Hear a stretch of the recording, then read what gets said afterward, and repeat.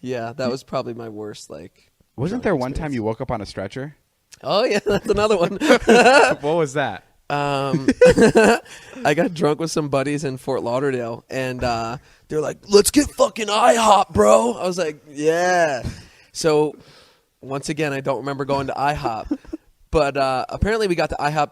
Everybody went inside except for me. Yeah. I don't know. They were just like, yeah, you disappeared. But I woke up on a gurney, like a stretcher, being strapped down all across my chest, my legs, and I look up and like there's fucking firefighters and police officers surrounding me. My fuck. And they're like carrying me into an ambulance. I'm like, what the fuck is going on? And then my buddy saw me out of the corner of his eye in the restaurant getting pulled away. So he comes running out and he's like, no, he's with me. And he's undoing all the straps. And I'm like, he's going to save me. But yeah, they were like, you know this guy? I was like, yeah.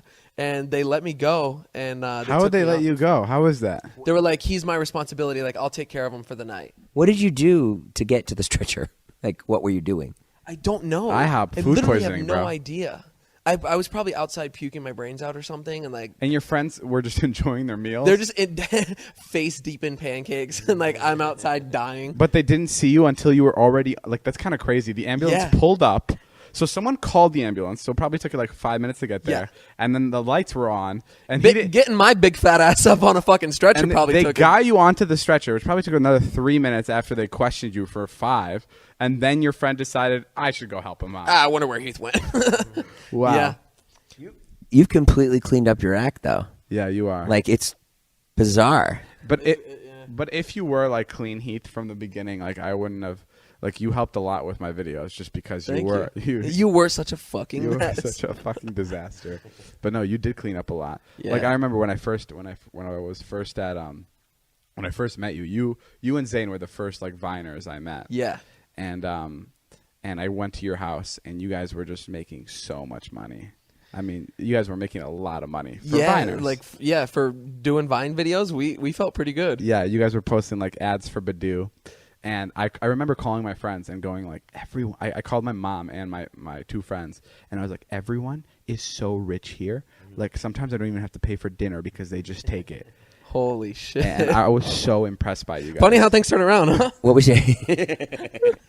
your first impression of David? Like back, remember when you lived like on Wilshire and David came around? I remember meeting you for the first time because I was talking to Zane on the DM. Asked Heath. It's my first impression, not yours. No, I know. But let me just say this: I was talking to, because you guys had a collab channel. Yeah. And it was Zane and Heath, and I was talking to Zane, and I always thought you were the scarier one. So I was nervous to meet you because Zane seemed like really nice. You seemed like the more like I have drive a truck. Okay, so what did you think of me? So I was scared of your impression.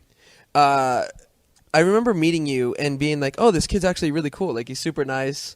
I remember the first thing you said to me. What? You go, "Hey, what's up, dude?"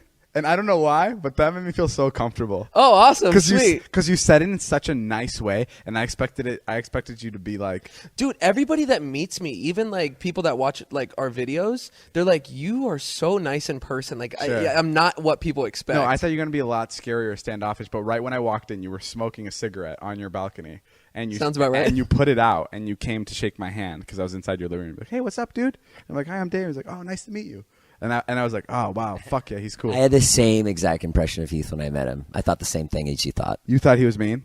I didn't think he was mean, but I was just like, didn't know what to expect. And then he was so overly nice that you were like, yeah, because you look at his face and you're like, oh, this guy might be a dick because he's funny and he has a lot of money and stuff. But yeah, you're like so welcoming. So what'd you think? What'd you think of me? I thought you were really nice. And then I remember we were like hanging out in the living room, and then you had like a friend coming into town. And you were like, I got to go pick them up. And I was like, oh, okay. And you're like, do you want to come with me? I was like, yeah, sure. Oh, yeah. And then we like hopped into your like old, the Corolla. The Corolla. And we went to go pick somebody up from the airport. And I was like, what am I doing right now? Like, I just met you. Oh, you thought that was awkward? Well, I just was like. I thought we were fucking getting it on. Dude, I thought we were best friends. No, it was just like really weird. Like, I just met you and you're like, one of my friends is coming. So let's go. And then we just like. Do you miss still being crazy? No, I feel so much better. You feel healthier? Yeah, I feel so much better. Would you ever let your kids like dabble in drugs?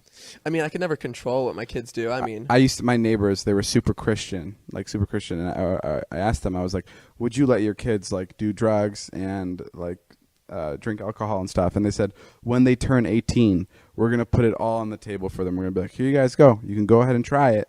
We don't recommend it, but we want to be here for your first time when you do it. no, that's weird. I wouldn't do that. That's what I said. Okay, I'll try the heroin. I'll take the PCP. What else? What else should we try? Definitely some blow. Get the blow. You want the blow? No, but I mean, yeah, I guess. But you wouldn't.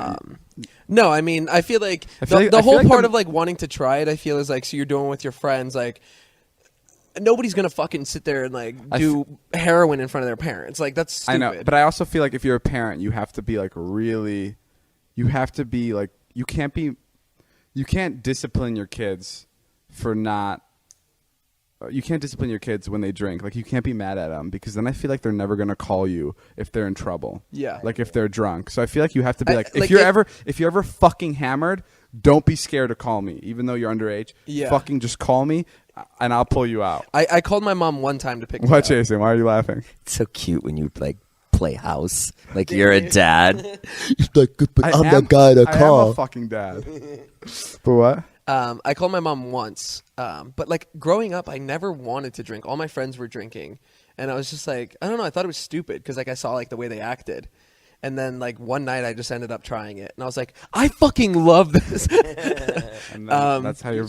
What I always think that you should just tell kids like we do the opposite, which is don't do drugs. But what you should say is, if you do drugs, you're gonna like them. I don't know. If that's So be it. careful. Yeah. Hey man, drugs are great, so be careful. Maybe I feel like there's like a better way of saying that. Yeah, I think drugs are addicting is kind of just the best way to say it. Like the way my parents raised me, they weren't like, "Whoa, you can't do all this stuff," but it was just like I knew how disappointed in me they would be, and I am really close with my parents, so I didn't want to let them down. So I moved to California so they could fucking see me doing all those drugs. Once I climbed the roof of a gazebo, and my parents told me to never do it again. And Sure enough. and literally the next day after my parents yelled at me, I was on top of the gazebo when they were walking to the park, and I just fucking they laid eyes on me. I still remember the stroller because my mom was pushing my little brother, and she just looking at me as I'm standing at the top of the gazebo, like the fucking sun is right behind me, and I'm like, fuck, she sees me, and I came down. And she's like almost crying, and she's like, "You have broken my trust." Oh, and that that's was the worst. And that was like the worst thing to hear. Yeah. She goes, and my dad goes, "Trust is the hardest thing to earn back." And And you were probably like young, and you were like, "Oh yeah, shit." and ever since that, I was like, "Fuck, I'm never doing anything so fucked up as the climbing this gazebo again." So. That's how I'm going to get you from now on. You get really torn up when you let people down. Yeah.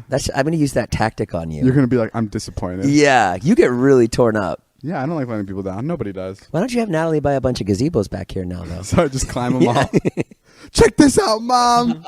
Everything that my mom wouldn't let me do, I own this gazebo. And there's a ladder that goes straight to the motherfucking top. Yeah. No, I don't know. I'm happy.